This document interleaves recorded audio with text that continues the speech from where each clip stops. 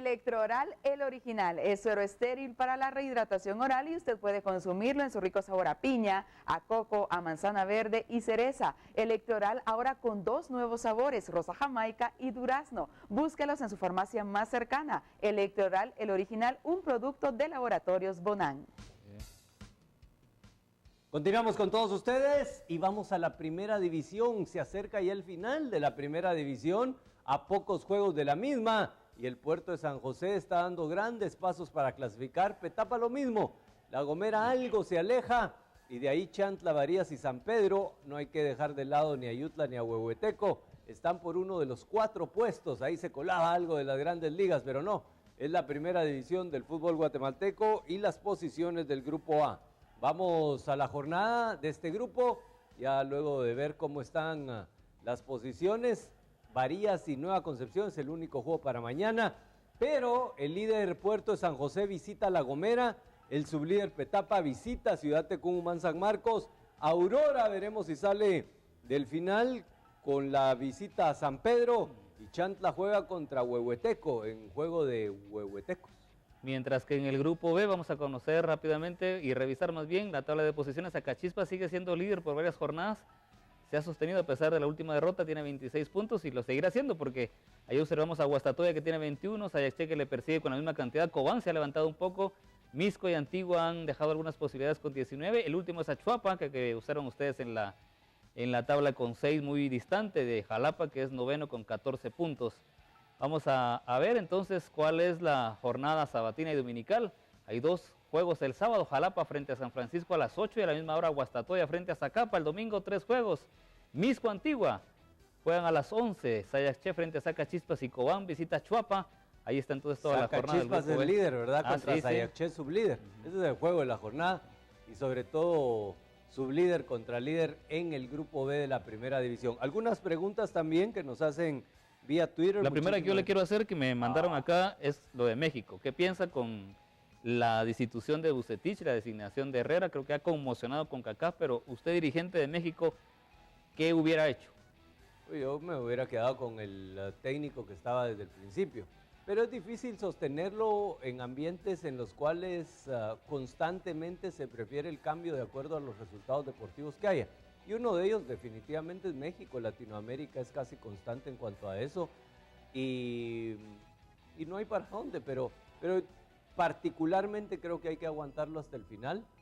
Por supuesto, cargar sobre los hombros el hecho de que te puedan eliminar y vos también sos corresponsable de este tipo de cosas, pero es parte de la filosofía que tenés que tener desde el principio. Si desde el principio supuestamente escogiste bien al director técnico, pues lo vas a mantener. De hecho, no cambiaron los resultados luego del Chepo de la Torre. Un saludo al Chepo, por cierto. Pero el Chepo... Pero el que venía aquí. El que venía aquí, el peludo. Y también, indudablemente, al cambio después de Vucetich y ahora al Cuchillo Herrera, de 45 años de edad, que ha sido campeón con el América, el último campeón con el América de México. Me parecen patadas de ahogado más que una reflexión.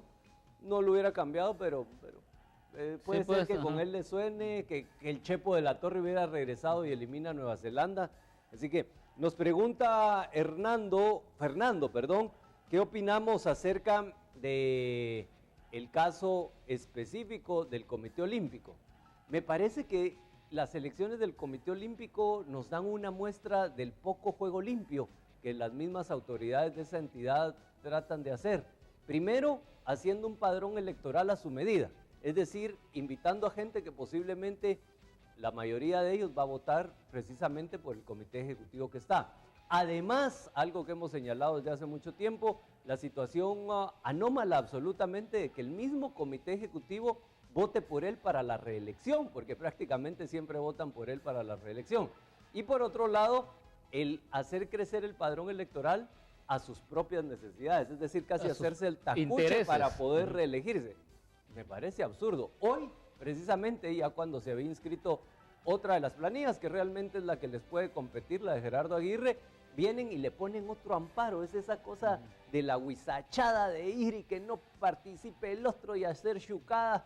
Pues así es como estamos en la sociedad. Sacarlo, así es como estamos en la sociedad en general, y el Comité Olímpico es una muestra de eso. La desfachatez con que están actuando demuestra el interés espurio que indudablemente mantiene para seguir en esos cargos donde hay reelección, porque ellos mismos hicieron esa ley, que fue el decreto 7697, protegiéndose hacia ellos y atacando la institucionalidad de la Confederación Deportiva específicamente. Así que me parece que va a seguir de esa manera. Hernán Monterroso. Se parece a La Ley de Herodes, una película mexicana en donde el que llega con protagonista es el alcalde y hace su propia regla de que puede elegirse por 20 años más. ¿Y después era una película que habla acerca de los partidos políticos, que era Damián Bichir, creo, Damián Alcázar, no recuerdo bien. Mañana son las elecciones del Comité Olímpico en el Centro Español. La otra semana es la Federación de Fútbol y la otra semana la CDAG. No, 2 semanas después es la CDAG. 2 semanas. Después. Bueno, nos dice Hernán Monterroso que Boston tiene mejores números que San Luis. Lo que pasa, Hernán, es que estabas diciendo de la Liga Nacional. Cuando uno compara en las ligas, hay que recordar que aunque ahora se hacen juegos interligas, son menos del 10% los juegos interligas que tienen durante la temporada. Un poquito más, creo yo, ya del 10%, que sería arriba de 16 partidos durante la campaña. Pero no puede compararse peras con manzanas, en el sentido de que juegan los de la Nacional con la Nacional y Americana con la Americana. Los mejores números de la Nacional eran de San Luis, los mejores números de la Americana de Boston. Y una pregunta más, siempre relacionada con lo de México. Usted, y le pasa también a un equipo que es habitualmente poderoso como Municipal en nuestra liga.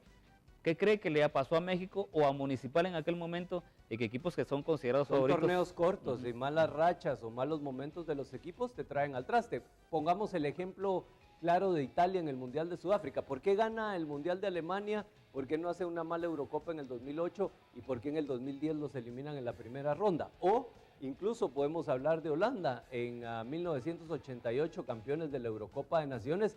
En 1986 México no clasificaron, había sido 2 veces subcampeones mundiales en 74 y 78 y no clasifican en España 82. Son rachas y sobre todo en torneos cortos, es decir, abajo de 12 partidos, de 16 partidos. Cualquier racha mala, cualquier momento malo de un equipo puede ser que lo trae totalmente. Sea determinante, ¿verdad? Porque sí. Yo más que todo pienso eso. Ahora, la consistencia te lo dan los años.